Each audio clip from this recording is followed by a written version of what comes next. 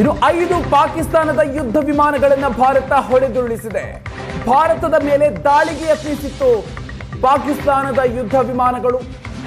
ಆ 5 ಯುದ್ಧ ವಿಮಾನಗಳನ್ನು ಕೂಡ ಹೊಡೆದುರುಳಿಸಲಾಗಿದೆ. 5 ಯುದ್ಧ ವಿಮಾನ ಹಾಗೂ 8 ಡ್ರೋನ್ಗಳನ್ನು ಭಾರತದ ಸೇನೆ ಹೊಡೆದುರುಳಿಸಿದೆ. ಪಾಕಿಸ್ತಾನದ F-16 ಸೇರಿದಂತೆ JF-17 ಯುದ್ಧ ವಿಮಾನಗಳನ್ನು ಧ್ವಂಸಗೊಳಿಸಲಾಗಿದೆ. ಒಂದು F-16 ಹಾಗೂ 4 JF-17 ಈ ಯುದ್ಧ ವಿಮಾನಗಳನ್ನು ಭಾರತ ಹೊಡೆದುರುಳಿಸಿದೆ. 2 ಪೈಲಟ್ಗಳನ್ನು ಕೂಡ ವಶಕ್ಕೆ ಪಡ್ಕೊಳ್ಳಲಾಗಿದೆ. ಪಾಕಿಸ್ತಾನ ಫೈರ್ ಮಾಡಿದಂತ 8 ಡ್ರೋನ್ಗಳನ್ನು ಕೂಡ ಭಾರತದ ಸೇನೆ ಹೊಡೆದುರುಳಿಸಿದೆ.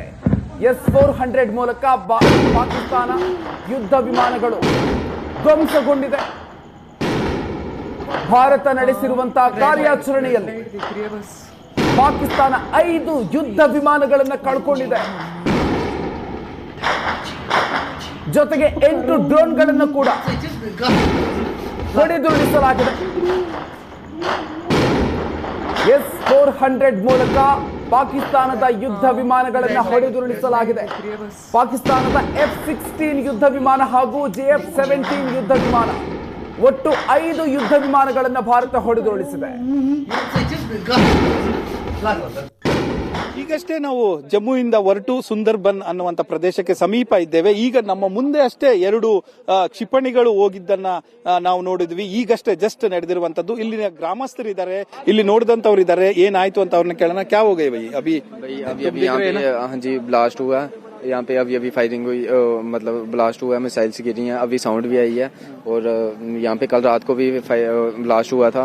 अब पता नहीं क्या होगा आगे. क्या कल रात कुछ कांड हो गया? हाँ जी, कल रात को भी यहाँ से 20-25 किलोमीटर दूर ब्लास्ट हुआ है. यहाँ पे कल रात को भी साउंड, यहाँ पे जहाँ हम यहाँ पे अभी गिरा ये सुंदरबनी है. और यहाँ से कल रात को आवाज आई थी, वो निशारा वाली साइड है.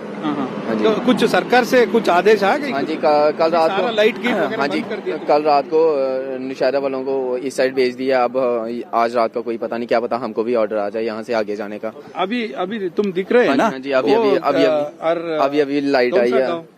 उस साइड निशारा वाली साइड ही हुआ अभी. नौशारा? हाँ जी. हाँ जी. कितना किलोमीटर दूर? यहाँ से 20-25 किलोमीटर दूर. वो बॉर्डर? हाँ जी, 20-25 किलोमीटर. हाँ जी, हाँ जी. हर दिन ऐसा होता है सर? हर दिन नहीं, ये कांड होने के बाद हर दिन ऐसे? हाँ, हर दिन नहीं, कल रात से यहाँ से हो रहा है. हाँ जी. इधर वो साउंड इतना ही आते हैं? हाँ, साउंड हो गई क्या? नहीं, साउंड ऐसा ही आता है. नहीं, साउंड ऐसा ही आता है. हाँ जी. पूरा एरिया में डर का माहौल? हाँ, डर का माहौल है पूरे एरिया में. अब पता नहीं चल रहा क्या होगा आगे. कैसे सारा खाली करके घर छोड़ के जा रहे हैं? हाँ, सभी यहाँ से जो जहाँ कल रात को फायरिंग हुई थी, मतलब ब्लास्ट हुए हैं, वहाँ से सभी इस साइड आ गए हैं. आज तो अब पता नहीं, आज अगर यहाँ पे कुछ हुआ तो हमको भी क्या बताओ, ऑर्डर मिल जाए यहाँ से आगे जाने का. हाँ जी. यहाँ पे अभी ये ब्लास्ट हुआ है, मतलब मिसाइल्स वगैरह गई हैं यहाँ से. ओके, कितना दूर है यहाँ से? सर 2-3 किलोमीटर की दूरी पे है. पूरा एरिया पे डर का माहौल है? जी सर, जी. सभी ब्लैकआउट हुआ है ऐसे? ये अभी 3-4 दिन से, जब से वो पहले इन्होंने बोला हुआ था ना, 7 तारीख से ये सब शुरू हुए. हमें डर का माहौल है. हमें रात को नींद नहीं, सोने नहीं होता हमसे. रात को नींद नहीं आती हमें. 24 घंटे यही रहता है कि कब क्या पता कहाँ से हो जाए.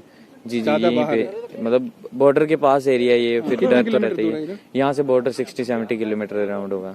60-70. क्या बॉर्डर का नाम क्या है? बॉर्डर यहाँ से सेरी है ना, नौशहरा में. नौशहरा बॉर्डर है. ओके जी सर. तो अभी गिर गए ना? हाँ, अभी ये 2-3 किलोमीटर की रेंज में गिरा. क्या एरिया का नाम क्या है? ये पतराड़ा सुंदरबनी की रेंज में आता है. सुंदरबन. जी सर.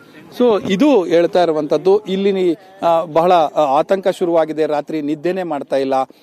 ಈ ರೀತಿ ಇಲ್ಲೇ ಪಕ್ಕದಲ್ಲಿ 2 ಕಿಲೋಮೀಟರ್ ಹಿಂದೆ ಬಿದ್ದಿರುವಂತದ್ದು ಅನ್ನುವಂತ ಮಾಹಿತಿಗಳು ಕೊಡ್ತಾ ಇದ್ದಾರೆ. ಈಗಷ್ಟೇ ಜಮ್ಮುವಿನಲ್ಲಿ ಅಟ್ಯಾಕ್ ಆಗಿದೆ, ಜಮ್ಮುವಲ್ಲೂ ಕೂಡ 7-8 ಕಡೆ ಆಗಿದೆ ಅನ್ನುವಂತ ಮಾಹಿತಿಗಳು ಲಭ್ಯ ಆಗ್ತಾ ಇದಾವೆ. ಆದ್ರೆ ಎಲ್ಲವನ್ನೂ ಕೂಡ ಭಾರತದ ಸೇನೆ ಅದನ್ನ ಏನು ರಡಾರ್ಗಳನ್ನ ಬಳಸಿ ನಿಶಸ್ತ್ರೀಕರಣಗೊಳಿಸಿದೆ ಅನ್ನುವಂತ ಮಾಹಿತಿ ಸಿಗ್ತಾ ಇರುವಂತದ್ದು. ಕ್ಯಾಮರಾ ಪರ್ಸನ್ ಕೈಲಾಶ್ ಜೊತೆ ಡೆಲ್ಲಿ ಮಂಜು, ಏಷ್ಯಾನೆಟ್ ಸುವರ್ಣ ನ್ಯೂಸ್, ಸುಂದರ್ಬನ್.